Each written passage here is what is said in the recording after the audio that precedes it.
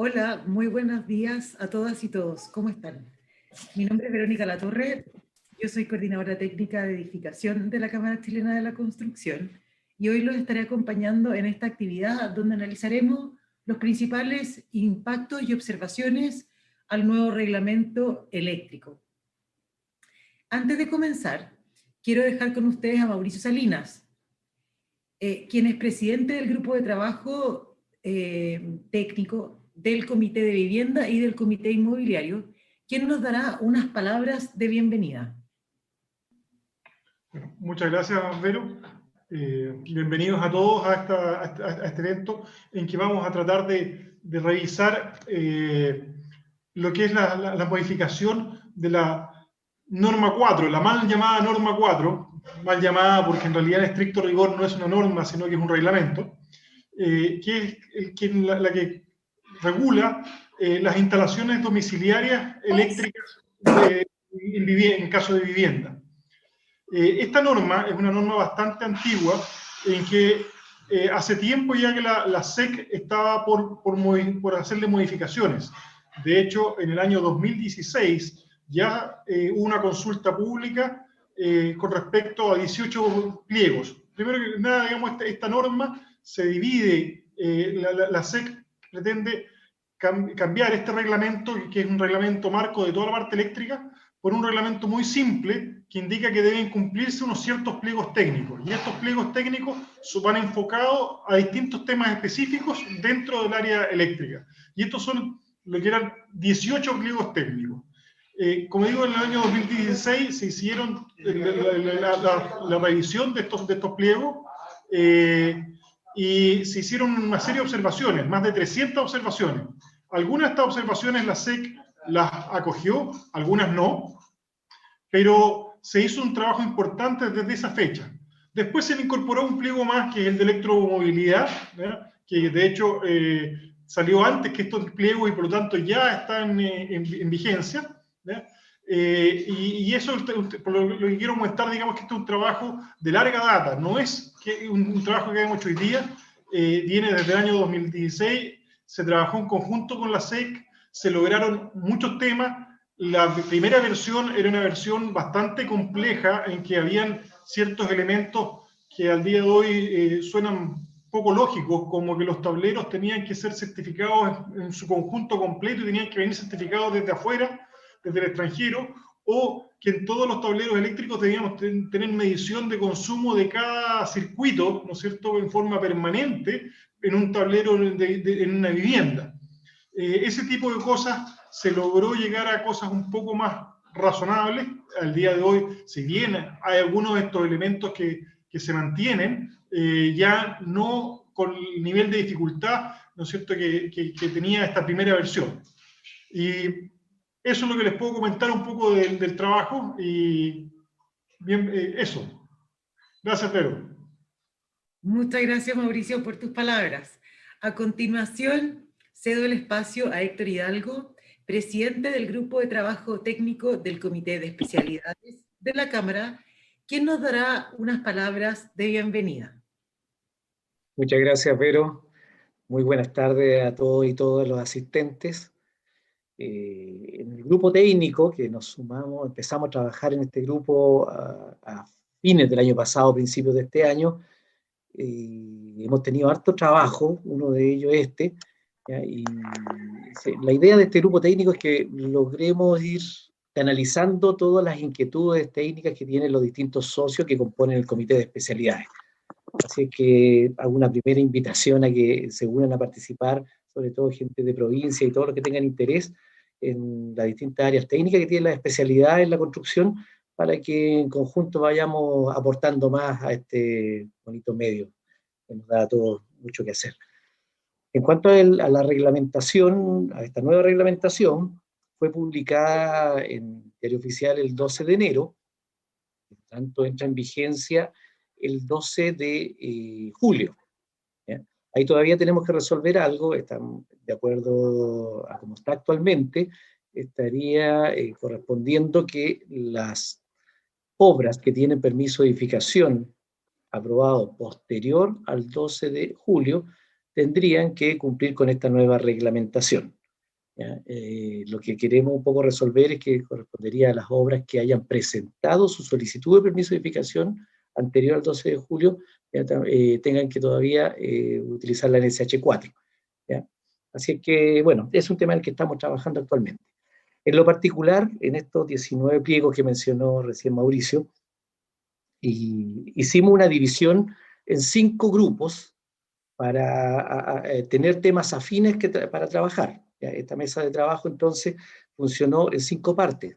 Para ello contamos con la asesoría del ingeniero Andrés Holguín, quien hoy día va a ser el que nos hará la presentación, donde nos enfocamos en determinar los principales impactos que tiene esta nueva reglamentación sobre las instalaciones eléctricas. Y bueno, cuando mencionamos un pliego 19, como también mencionó Mauricio, el pliego 14 entró en vigencia ya la semana pasada y se refería a electromovilidad, que lo repasará también Andrés, pero principalmente estamos enfocados en los otros 18 pliegos que son los que impactan efectivamente sobre todo el mercado. Así que sin más preámbulo, Verónica, muchas gracias y nuevamente muchas gracias a todos los asistentes por participar de este cierre de mesa de trabajo. Muchas gracias, Héctor, por sus palabras. Como podemos ver entonces, la presentación del día de hoy es la culminación de un trabajo de larga data en la que efectivamente hemos estado muy bien acompañados por asesores, pero no puedo dejar de destacar el trabajo que han hecho todos los socios desde enero del año 2016, que fue cuando este reglamento entró en consulta pública. Sin la mirada de los socios, sin el análisis de los socios, sin las distintas perspectivas y las discusiones, jamás hubiésemos podido llegar a entender en la profundidad que lo hacemos en este momento, el impacto que tiene y que sin duda vamos a seguir comprendiendo, aprehendiendo, ¿cierto? E incorporando en nuestros proyectos. Así que acá me quiero detener para agradecer el trabajo valioso de todos los socios que sin duda enriquecen cada una de las instancias de análisis y de trabajo.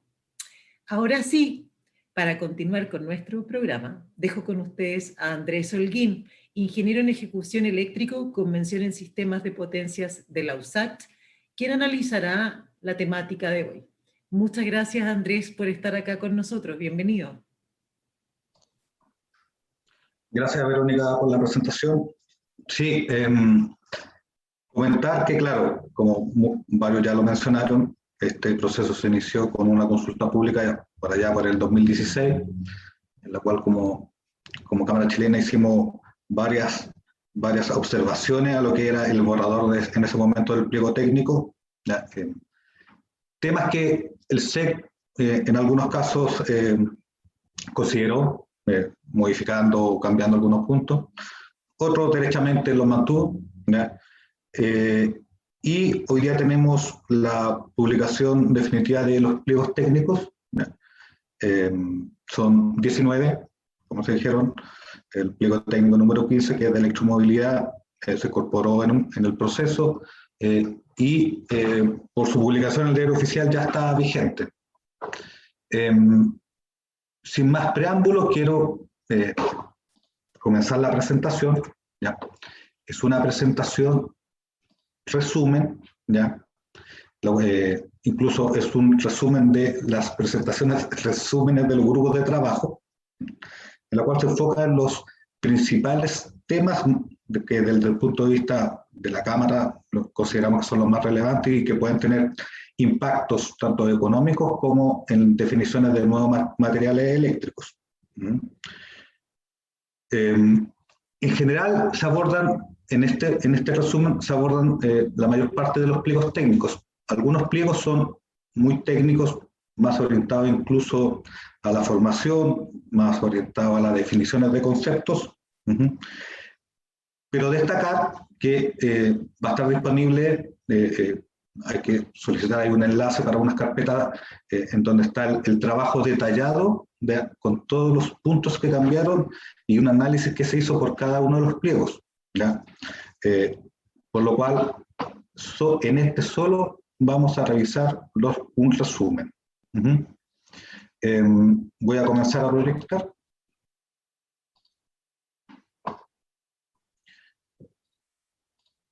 Bueno, comenzar con el objetivo de la actualización de estos pliegos técnicos, ¿ya? Que en el fondo era buscar un nivel mayor de seguridad eléctrica tanto a las personas como a los equipos, ¿ya? Comentar que el decreto supremo número 8, ¿ya? En el cual se aprueba el reglamento de seguridad de instalaciones eléctricas, ¿ya?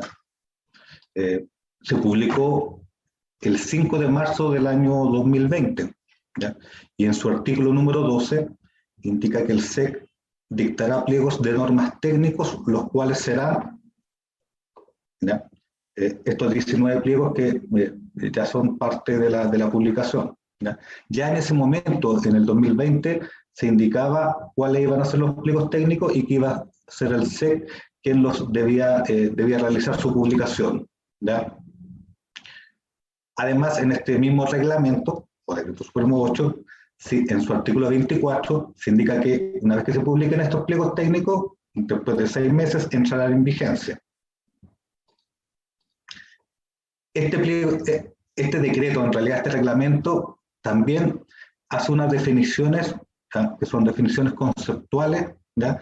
Que van a ser necesarios de entender cuando uno estudie los pliegos técnicos, como por ejemplo, define lo que es un lugar de reunión de personas, ¿ya? Que entendemos que reemplazará a lo que es el actual local de reunión de personas.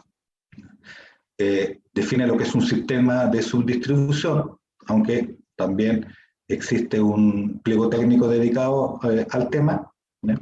Y también hace una definición de lo que significa una modificación de una instalación de consumo de energía eléctrica, ¿no? En su artículo único transitorio, ¿ya? Indica que los requisitos establecidos en el reglamento y en los respectivos pliegos de normas técnicas serán exigibles a las instalaciones de consumo de energía eléctrica que sean declaradas al SEC con posterioridad a la fecha de entrada en vigencia del respectivo pliego de norma técnica, con excepción de las instalaciones que cuenten con permiso de edificación anterior a la entrada en vigencia de los respectivos pliegos de normas técnicas. También dice que las modificaciones, ¿ya?, a las instalaciones de consumo de energía eléctrica que se realicen con posterioridad a la entrada en vigencia del presente reglamento quedarán sujetas a las disposiciones de los respectivos pliegos de normas técnicas. Bueno, el 12 de enero de este año se publica en el Diario Oficial la resolución exenta 33877, en la cual dicta y se hace la publicación de cada uno de los pliegos técnicos antes citados. Y de acuerdo a lo que se indicaba en el reglamento, el decreto supremo 8, la entrada en vigencia sería 6 meses después de la publicación por parte del SEC de cada uno de los pliegos. Dado que esto fue el 12 de enero, uno entiende que el 12 de julio van a entrar en vigencia.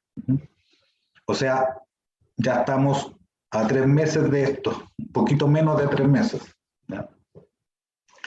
En esta resolución exenta se deroga la norma de seguridad 2070, que era referente a las subestaciones transformadoras interiores. No obstante, aún no se ha derogado la norma 2003, como tampoco la norma 284, que es la que corresponde a la presentación de proyectos, ¿ya? Normas que por lo demás se entienden que con estas publicaciones de pliegos técnicos debiesen ser derogadas de aquí a la entrada en vigencia de aquí al 12 de julio, a la entrada en vigencia. Bueno, como les comenté, vamos a revisar en general casi todos los pliegos técnicos. Algunos son de corte muy técnico, como el pliego técnico número 5, por ejemplo, ¿ya? Que hace más definiciones o explica un poco los sistemas, en este caso, de puesta a tierra, ¿ya? Y vamos a revisar los puntos que a nuestro juicio son los más relevantes. Vamos a comenzar por el pliego técnico número 1, el de empalmes, ¿ya? Y acá en el punto 5.4 voy a hacer un comentario. Los textos de los puntos no están transcritos textualmente como están en los pliegos técnicos, porque si no estaría mucho rato ahí comentando, sino más bien fueron, doy un poco el objetivo de los puntos en cuestión, ¿ya? El punto 5.4 da atribución a las compañías eléctricas de no realizar la energización del empalme si las instalaciones están inconclusas. Aquí podemos ver una diferencia con la norma actual, la norma vigente aún, ¿ya? Que la compañía eléctrica tiene una facultad de no energizar si tus instalaciones no están bien desarrolladas o inconclusas. En el 5.6 indica que una propiedad puede solicitar más de un empalme, ¿ya? Entendiendo que, como lo dice ese punto, las instalaciones eléctricas deben estar debidamente separadas, no se deben cruzar, ¿no? Pero ya esto es una buena opción porque normalmente se entiende con la norma actual que un rol o una propiedad solo puede tener un empalme, ¿ya? También solicita una disponibilidad de espacio en las zonas de empalmes, ya sean concentrados o distribuidos en superficie correspondiente a un 15%. ¿No? Esto no está hoy día incluido en la norma actual, por lo tanto, las zonas de empalmes, las zonas de medidores, deberán contemplar este 15% ¿ya? Adicional, y es bien claro, entre comillas, es cómo define y se definirá este espacio adicional, ¿ya? Este 15% corresponde al área de los medidores individuales, ¿ya? En el punto 7.2.4 solicita que los chats verticales para estos empalmes, recordemos que estamos en el ítem empalmes, ¿ya? Deben ser continuos de la misma dimensión y también debe existir en los subterráneos.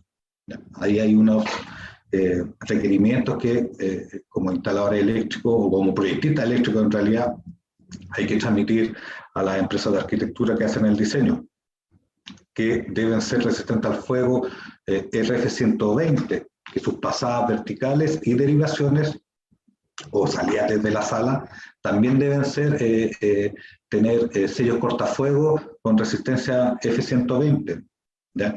Y además, ¿ya? Que las canalizaciones y los conductores deben ser libres de halógenos. Todo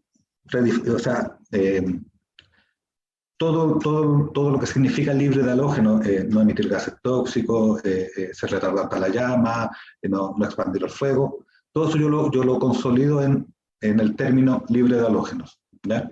Y además, como se pidió delante, también tener la disponibilidad del 15% en canalizaciones, dado que podemos tener un 15% de aumento de empalmes.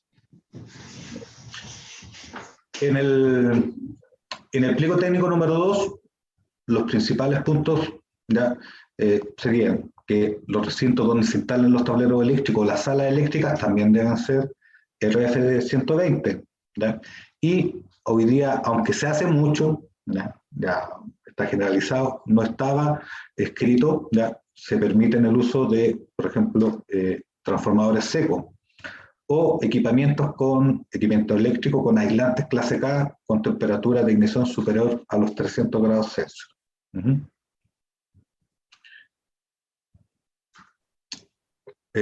Un punto ya particular de los tableros indica que los equipos de medida en tablero parten para los tableros desde los 100 amperes. En la norma actual es desde los 200, así que ahí hay que empezar a considerarlo desde ese nivel de corriente, ¿ya? Que se deben incorporar luces piloto a todos los tableros, incluyendo los de vivienda. Y hay una sola excepción, que es los tableros domiciliarios de hasta 3 circuitos, ¿ya? Probablemente estos tableros deberán ser casi exclusivos de vivienda social. En el 653, y se complementa con el 662, indica que tanto el tablero general como los tableros de distribución deben poseer una protección general omnipolar. Recordemos que omnipolar significa que corte todas sus fases activas incluyendo el neutro, ¿ya? O sea, van a ser bipolares o tetrapolares, ¿ya? A excepción de los tableros domiciliarios de hasta 3 circuitos, ¿ya? Y quizá uno de los puntos más relevantes, ¿ya? Para los proyectos de mayor envergadura es que para los tableros entre 100 y 1500 amperes deben cumplir con el anexo 2.3, que es parte de este pliego técnico, que en el fondo es una especie de checklist de verificaciones de pruebas y ensayos de rutina, ¿no? Pero sobre los 1500 amperes, forma práctica desde los 1600, que normalmente es la protección estándar, ya deben cumplir con una normativa internacional que es la IEC 61439, ¿ya? Ahí ya le están subiendo un poquito el costo y también la calidad del equipamiento de tablero, ¿ya? En alimentadores y demanda de una instalación, ya un pliego relativamente corto, ¿ya? Se indica que el chat vertical continuo, recordemos que delante vimos el de empalmes, este es en el caso que fuera no fuera de la compañía eléctrica, ¿ya? El chat vertical continuo también será de las mismas dimensiones y también debe existir en estacionamientos subterráneos. También debe tener una resistencia al fuego F120, tanto para las verticales y para las derivaciones. También debe ser ya, y también las canalizaciones y conductores serán libres de halógeno. O sea, está a la par con lo que se requiere tanto para los empalmes como para el propio chat vertical de un edificio. ¿Ya? También indica que todos los alimentadores deberán tener protecciones omnipolares solo hasta 630 amperes. Probablemente una protección que no es una protección general, que es solamente la de un alimentador, ¿ya? De 1000 amperes, podría seguir siendo tripolar. Y en el anexo 3.1 lo destaco porque indica disposiciones de tendido de cuando los alimentadores tienen más de un conductor por fase, de conductores en paralelo, que la verdad que hoy día no mucho se respeta esto, que no está en la norma actual. Por lo tanto, nos va a obligar a considerar quizás más espacios, tanto en escalería o bandeja eléctrica, para respetar las distancias entre cada uno de los conductores. En el pliego técnico número 4, uno de los más extensos de esta nueva publicación, ¿ya? En la terminología incorpora un nuevo tipo de cable que hoy día no está desarrollado en la norma actual, que es el cable resistente al fuego, ¿ya? Estos cables que son de alta seguridad, hasta la sigla AS, ¿ya? En general tienen este término, AS+, ¿ya? Y son cables que pueden seguir operando, dando continuidad al circuito, incluso mientras está expuesto al fuego. No es eterno, pero da cierto nivel de continuidad. También solicita que en lugares de reunión de personas permite el uso de canalizaciones no metálicas, como por ejemplo el PVC, pero siempre y cuando se cumplan las siguientes características, que sean embutidas en un material que dé una resistencia al fuego de 90 minutos, y para edificios de más de 5 pisos, este material debe ser una resistencia al fuego de 120 minutos. Pero, dado que te abre esa posibilidad, prácticamente la elimina con este nuevo punto, que indica que no es posible usar canalizaciones que no cumplan las definiciones de ser libres de halógeno para alimentadores, subalimentadores y circuitos de emergencias. Por lo tanto, cierra mucho el ámbito de la posibilidad de ocuparlos. En 7.9.7.12 se indica que los ductos subterráneos deberán tener una capa de protección con un mortero, ¿ya? De 10 centímetros de espesor, pero agrega que se debe proyectar 30 centímetros a ambos lados del banco de ductos. Por lo tanto, es un tema que hoy día el tema zanja, banco de ductos, va a haber que revisar. En bandeja portoconductores, aquí hay un punto favorable, permite ocupar el 40% de la sección transversal, en la actual norma se hablaba de un 20%, permite la derivación desde estas bandejas con ductos no metálicos flexibles, hoy día era solo metálicos flexibles, ¿ya? Y que al atravesar muros o paneles, podemos entender como tabiques, ya se deben incorporar sellos cortafuegos F60.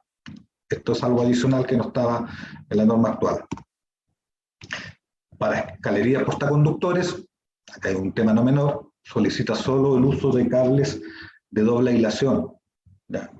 Y de tensión de servicio de 1000 volts. ¿Ya? Este es un tema que se va a consultar con el SEC, si es solo para alimentadores o también aplica para circuitos. Hoy día no lo indica, ¿ya? Y se deben proteger al atravesar muros o paneles con cubiertas 10 centímetros cada lado. Entendemos que son las cubiertas superiores de las escaleras.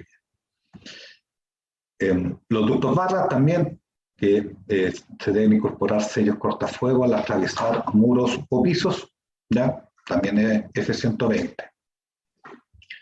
Aquí nos pasamos al pliego técnico 7. Les comenté que el pliego 5 y 6 tienen mucha relación porque son las medidas contra tensiones peligrosas y el sistema puesta a tierra, que en general no cambian mucho, ¿no? En general no cambia. Hace solo definiciones. Y en instalación de equipos, que es el pliego técnico 7, destaco que todo motor de una corriente mayor a 3 amperes debe tener una protección y un guardamotor dedicados. En 5629, todo motor deberá contar con un protector diferencial.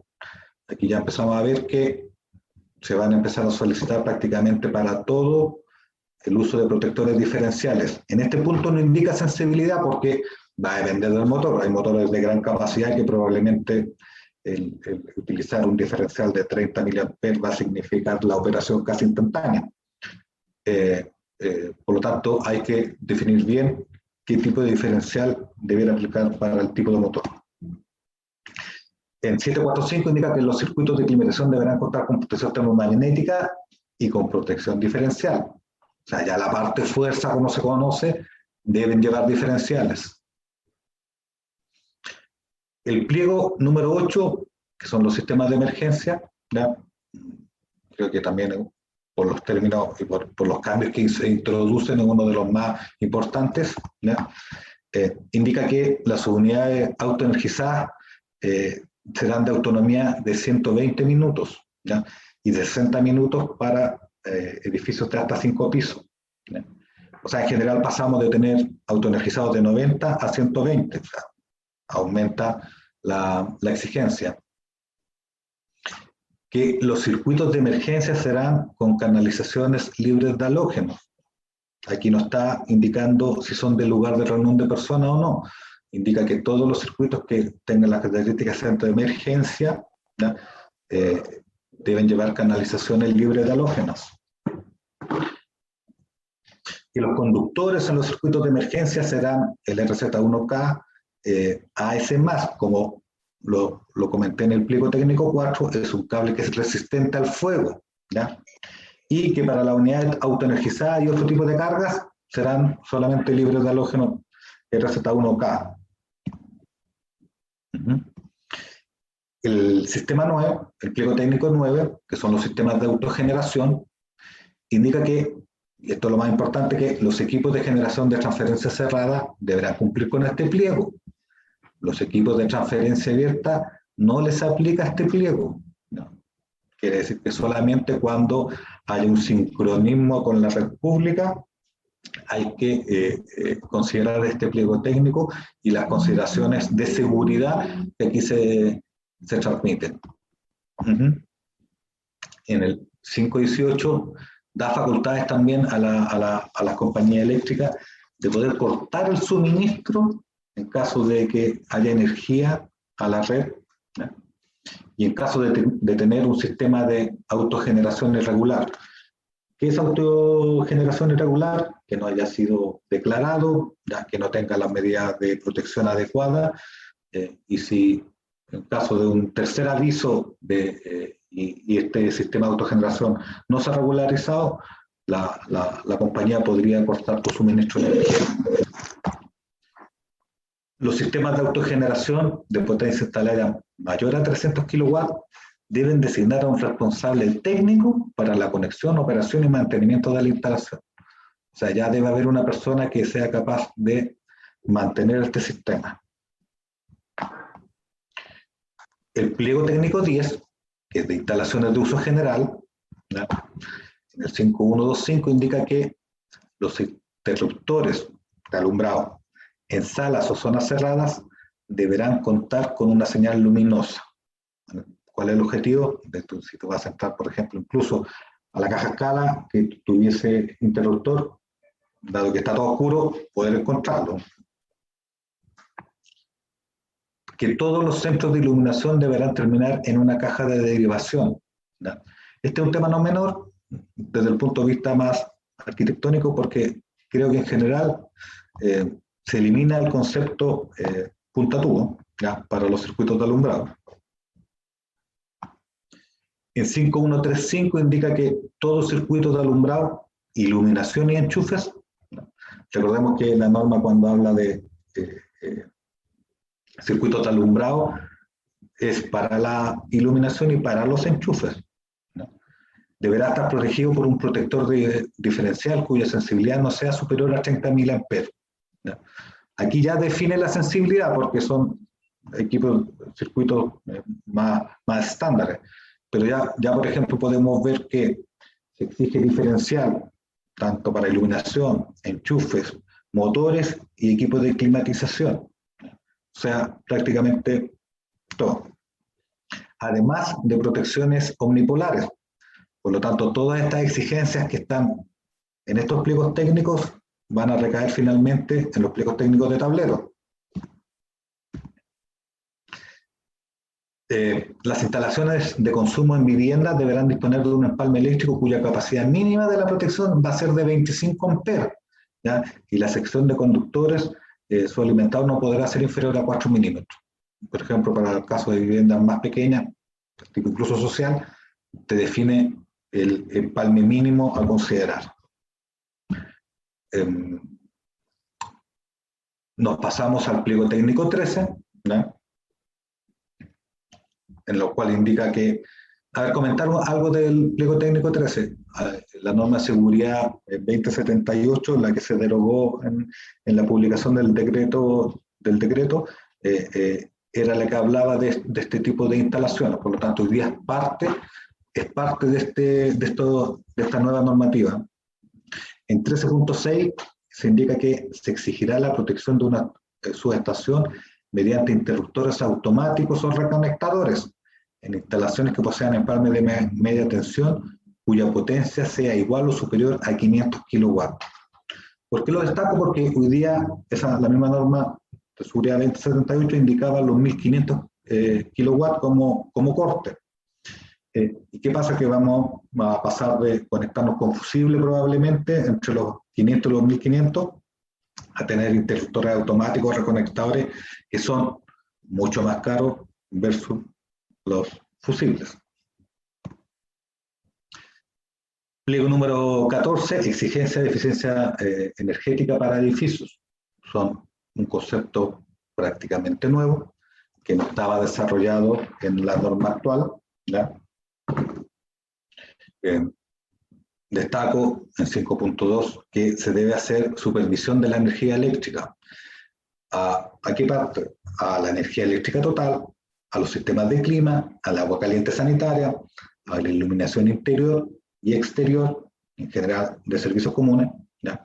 A los enchufes, a los sistemas sanitarios y a los ascensores, ¿ya? Es importante destacar acá que este pliego aplica para edificaciones sobre los 2.500 metros cuadrados construidos, ¿ya? O que tengan más de 1.000 metros cuadrados de servicios comunes, así, y para departamentos sobre los 300 metros cuadrados construidos, ¿ya? También indica que se debe registrar lo que se supervisa, ¿ya? Que deberá ser en forma horaria, diaria, mensual y anual, y que el sistema deberá ser capaz de mantener los registros en forma electrónica o manual, lo veo re difícil, pero electrónico o manual durante un mínimo de 12 meses. ¿Ya?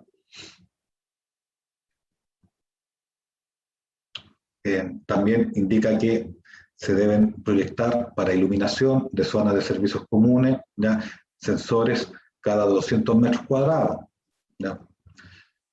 Que se debe hacer control de iluminación en las áreas comunes para que pasados 20 minutos de inactividad la iluminación se apague, ¿ya? Que también se debe hacer el control de iluminación en estacionamientos.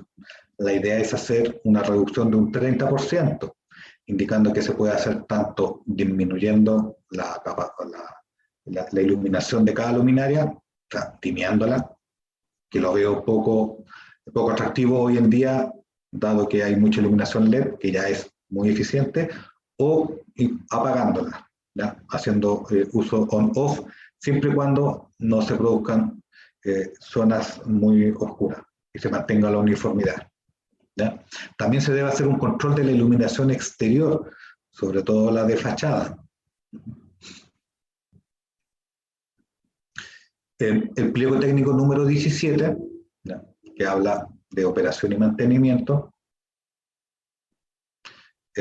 recalco que para instalaciones de potencia mayores a los 300 kilowatts, ¿ya?, alimentadas por empalmes de media tensión o lugares de reunión de personas, deberá implementarse un programa de seguridad eléctrica, ¿ya?, en el cual, si ustedes revisan el pliego, está definido qué debe contener cada uno de estos programas, ¿ya? Y también hace responsable al dueño o al propietario, ¿ya?, de mantenerlo vigente y operativo.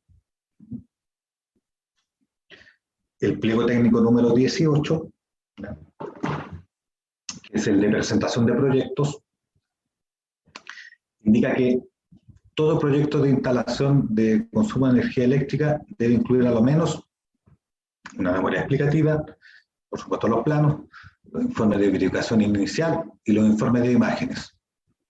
Ahora aquí un comentario respecto de presentación de proyectos. En el fondo esto no va indicado a hacer el desarrollo de la ingeniería, aunque también se puede tomar como eso, sino más bien a cómo tú debes presentar los planos ante el SEC al momento de la inscripción, ¿no?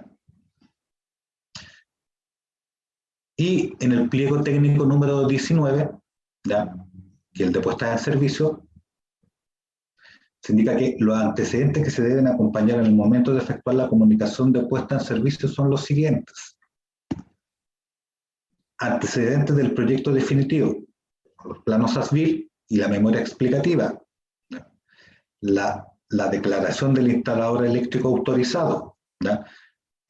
También se deben acompañar las pruebas y los ensayos que se hicieran, y en cada uno de los ítems de puesta en servicio está definido qué cosas se deben probar o se deben ensayar, ¿ya? Desde los alimentadores, las verificaciones de fase, hay varios ítems que ahí que hay que ir evaluando. Un informe de verificación inicial, ¿ya? Y quizás uno de los puntos más importantes, que de momentos aún no están vigentes, que es la presentación de certificados de tercera persona, de tercera parte, según corresponda. Como les comenté, este punto indica el mismo pliego que va a ser el SEC quien defina de qué manera se debiera cumplir esta certificación de tercera parte. De momento no está. Probablemente de aquí a la entrada en vigencia lo debiera definir. Y si no se define y no hay un protocolo o una manera de hacerlo, probablemente no sea exigible. En general les comenté, esto es un breve resumen de los puntos más importantes de cada uno de los pliegos técnicos, que en el fondo lo destaco porque podrían tener consideraciones tanto económicas o de definición de nuevo equipamiento eléctrico. Verónica. Gracias.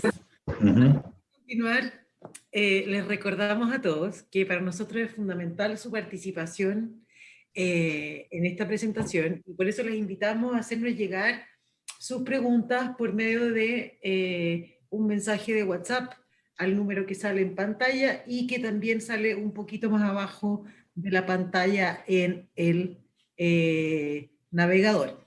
Toda vez que Andrés finalice con su presentación, seleccionaremos algunas preguntas y el resto las contestaremos de modo escrito. Andrés. Gracias. Sí, a ver, en el proceso de las mesas de trabajo, muchos me preguntaron, hay todos estos cambios que implican en los proyectos, cuánto debiera subir o quizás bajar, difícil, los costos de instalaciones. Entonces, claro, nosotros vamos a trabajar para cada uno. Hay varios tipos de proyectos donde algunos aplican consideraciones, en algunos no. Los recintos asistenciales, por ejemplo, también es un tema no menor, donde en algunos tipos de instalaciones se exigen diferenciales tipo A, que son harto más caros. No está nombrado acá porque en el fondo está trabajado en detalle en cada uno de los pliegos que como les comenté, ustedes pueden solicitar, son parte del trabajo, ¿ya?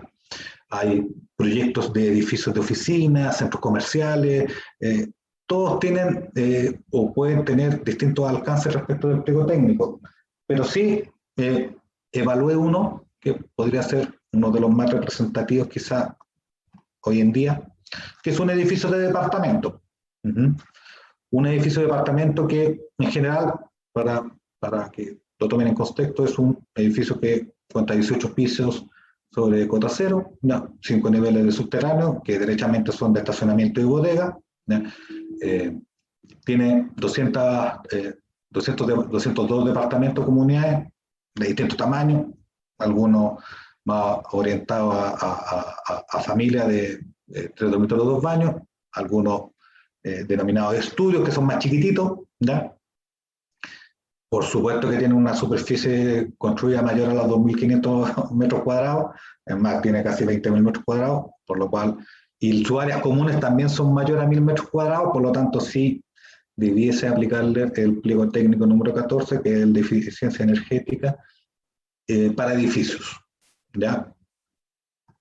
En la evaluación que les voy a mostrar, ¿ya? Que va a estar identificada por pliego técnico, ¿ya?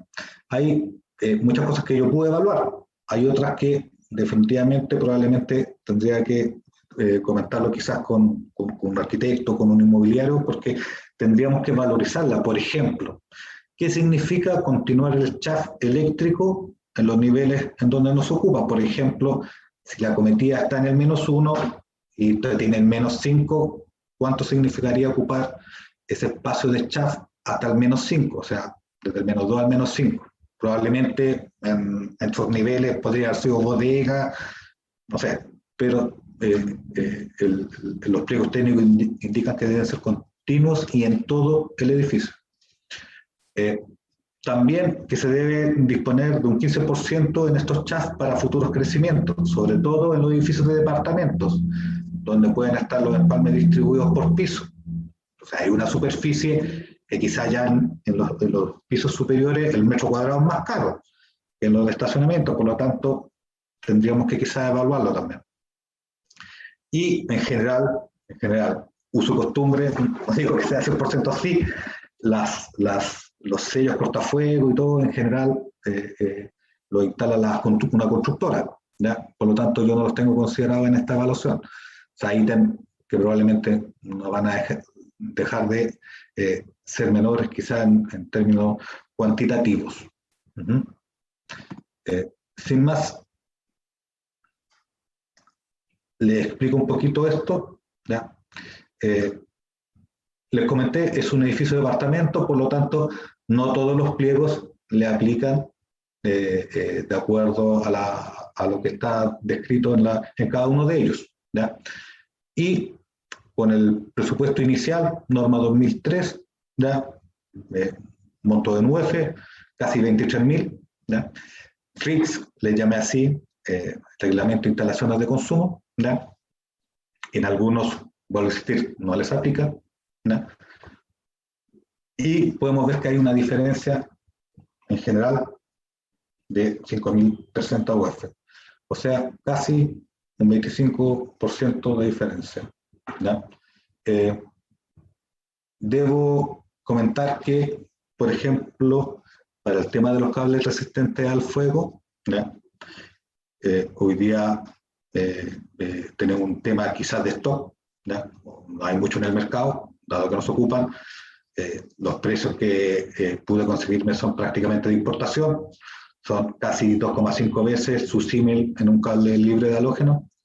Por lo tanto, entendiendo que, dado la entrada en vigencia y la demanda que va a tener, y seguramente la competencia del stock, la oferta que va a haber de cada uno de los proveedores, este precio debiese bajar, por lo menos en este ítem, ¿ya? Y hacer bajar la diferencia respecto a la norma actual. También comentar que era un edificio muy estándar, que en general no tenía sensores ni uso de eficiencia energética en el edificio. Por lo tanto, se incorporó en casi todos los pisos. Es una evaluación rápida y probablemente, claro, este precio ya con un proyecto más detallado, más ajustado, casi de 1000 UF, podría bajar. Pero hoy día, a grandes rasgos, esa es la evaluación, ¿ya? Casi un 25% de diferencia, por lo menos para un edificio de departamento, ¿ya? Verónica. Muchas gracias, Andrés, por tu presentación. Bien clara, bien contundente. Ahora, ¿te parece que revisemos algunas preguntas de las que los socios nos han hecho llegar? Sí, ideal. Excelente, mira. La primera es una general y tiene que ver con el reglamento, no con los pliegos técnicos. ¿Cuál es la definición del lugar de reunión de personas, que es la que reemplaza al local de reunión de personas del actual reglamento 4 eléctrico? No hay que necesariamente ir a buscar la definición, ¿no? Pero que podamos comentar los cambios o los aspectos importantes que tiene esta nueva definición. Ya, pero, por ejemplo, es importante, bueno, esa definición, vamos a decir, está en el Decreto Supremo de 8, está en el reglamento básicamente, la pueden encontrar ahí. Yo un poquito les voy a dar los ítems que yo considero que son más relevantes. Lo primero, que el local de reunión de personas, ¿por qué se cambió al lugar? Porque ya no es un recinto cerrado, ¿ya? El local de reunión de personas se definía así, ahora ya no, ¿ya? También se definía 25 personas por más de 15 minutos. Bueno, hoy día se habla de 100 personas, pero al ser un lugar abierto, por ejemplo, pueden ser incluso los estadios lugares de reunión de personas, ¿ya? Hay un listado que es un poquito más extenso, independiente que no se cumpla eso, sí deben cumplir sí son lugares de reunión de personas, como las escuelas, los centros asistenciales, independiente del tamaño, ¿ya? Por ejemplo, no sé, un CESFAM, un colegio de básica o un jardín infantil, por ejemplo, ¿ya? Debieran cumplirlo, ¿ya? Y también destaco un punto no menor, ¿ya? Que indica que, si bien es cierto, los edificios inmobiliarios orientados al uso de vivienda no son un lugar de reunión de personas, sí lo son sus áreas de servicios comunes, ¿ya? Y también incluye a los pasillos en esta definición, ¿ya? Por lo tanto, en un edificio de apartamentos, los pasillos y las áreas comunes debieran cumplir también esta definición. Eso en grandes rasgos. Gracias, Andrés. Oye, otra pregunta, porque al parecer hay varios que se demoraron algunos minutos en conectarse. ¿Puede brevemente volver a explicar el artículo transitorio de la entrada de vigencia, ya que estamos hablando del reglamento? Si quieren lo mostramos de nuevo, pero en el fondo... ¿Ah? Como tú quieras. Sí. A ver, ¿por qué es un artículo transitorio? Porque una vez que entre en vigencia, todas las nuevas instalaciones van a tener que presentar sus proyectos con la norma actual, que en ese momento va a ser los pliegos técnicos, ¿ya? Pero de momento, tu desarrollo de proyecto, ¿ya? Tiene que estar considerando Bueno, aquí dice, y un tema no menor, con permiso de construcción o permiso de edificación anterior a la entrada en vigencia.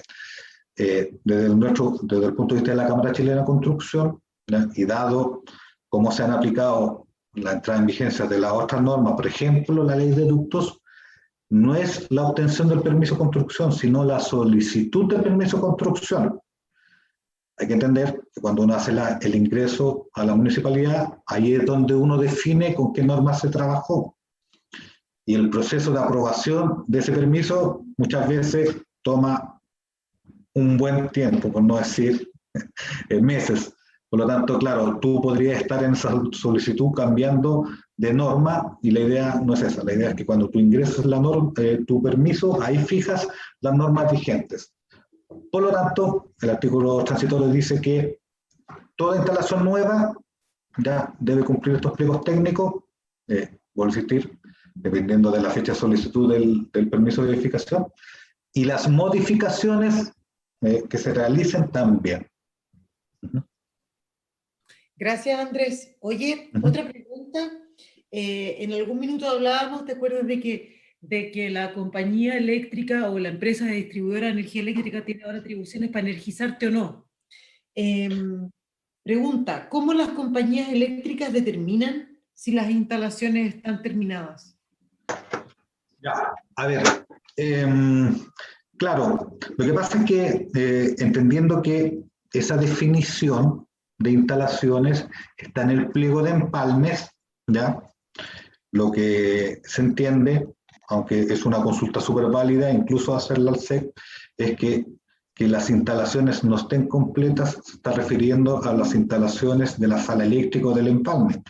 Por ejemplo, tú no puedes pedir solo el empalme sin tener tableros generales, instalaciones, bandejas, galerillas, instalados, ¿ya? Porque se debiese entender que la instalación aguas abajo no está realizada. O que, evidentemente, si ya el edificio uno lo mira y está a mitad de, evidente que no debiera estar desarrollado. Ese probablemente es el objetivo de ese punto, ¿ya? Pero sí, efectivamente dice si las instalaciones no están 100% desarrolladas. Y ahí uno podría entrar en la duda que si va a tener la facultad de ingresar a las instalaciones interiores, ¿ya? Y por lo que hemos comentado informalmente con el SEC, no es la idea, ¿ya? Es solamente hasta el nivel de empalme o sala eléctrica. Gracias. Oye, otra pregunta. ¿Hay indicaciones mínimas para las salas eléctricas o especificaciones para las salas eléctricas? Perdón, que justo se cortó porque hubo un sonido, no te escuché bien. Disculpa. Otra pregunta relacionada como un poco con el mismo tema o enviada por el mismo socio. ¿Hay indicaciones mínimas para las salas eléctricas o especificaciones mínimas o exigencias mínimas? A ver, como salas eléctricas, exigencias desde el punto de vista de resistencia al fuego, sí, como si se van a instalar, por ejemplo, transformadores al interior, ¿ya? que usen aislantes líquidos también, incluso habla de muros cortafuegos, ¿ya? De dimensiones, eso va a depender del equipamiento finalmente y de la potencia que tú vas a indicar, así que eso no está definido.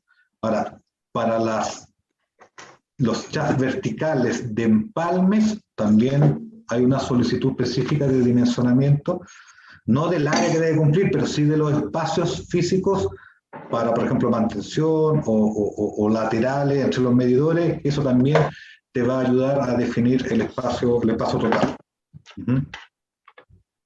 Gracias, Andrés. Otra pregunta que tiene que ver con el alcance. Yo creo que esta es una muy buena pregunta para discutir el alcance porque cambia de la NCH4 al próximo reglamento. En instalaciones especiales se habla de la minería. Esto aplica para toda la minería, incluida extracción, faenas, campamentos, barrios cívicos, edificios administrativos. ¿Lo indica o no lo indica? Mira, a ver, sí habla de la minería, ¿ya? también habla, por ejemplo, cuando en el pliego técnico número 17, que es de operación y mantenimiento, indica que proyectos de esa magnitud superiores a 5 megas deben cumplir, por ejemplo, la norma NFPA desde el punto de vista de operación y mantenimiento, ¿ya? Pero en instalaciones de consumo, ¿ya? Yo diría que sí debiera aplicar, ¿ya? Aunque no es específico y no hace la separación a qué áreas de la minería o tipos de minería probablemente se indica, ¿ya? Super, Andrés, Eso. muchas gracias. Oye, otra pregunta.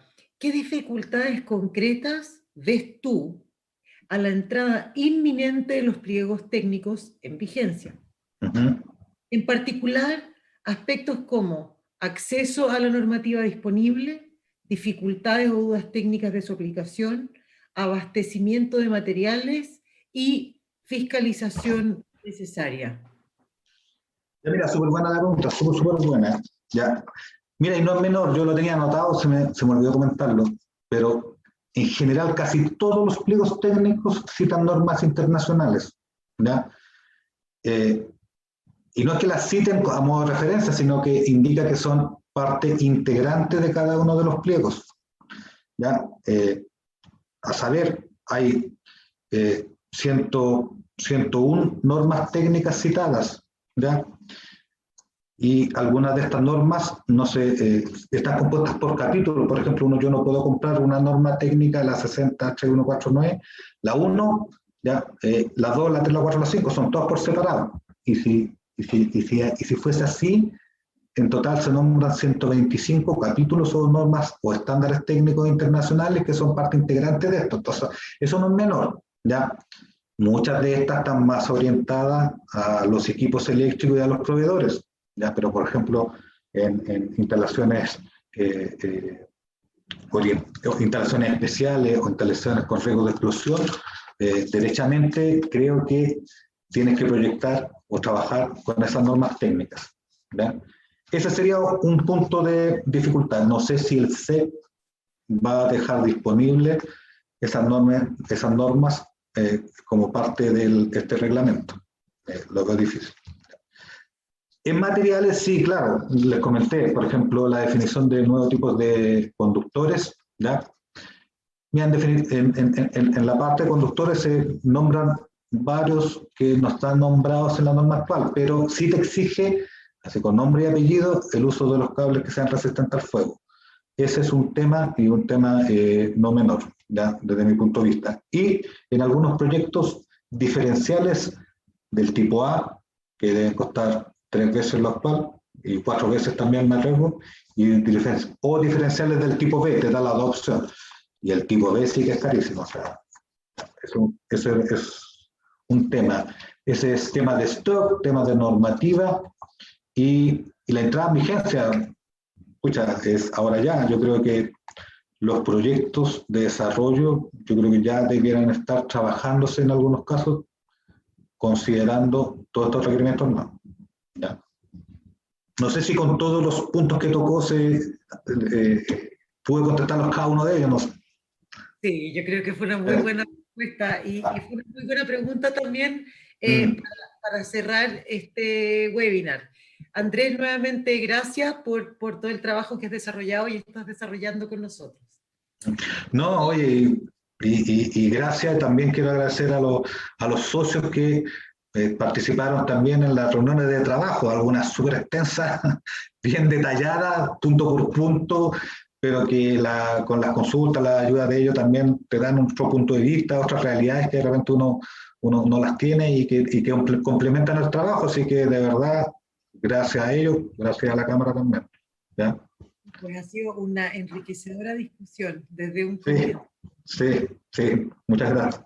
En honor al tiempo, vamos a dejar las preguntas hasta acá.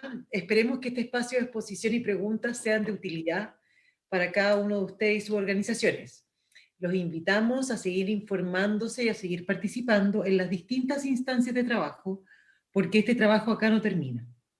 Agradecemos su interés y participación. Antes de que nos dejen, les recordamos, por favor, contesten una breve encuesta de satisfacción que nos permitirá identificar sus temáticas de interés y, por supuesto, mejorar nuestros próximos encuentros.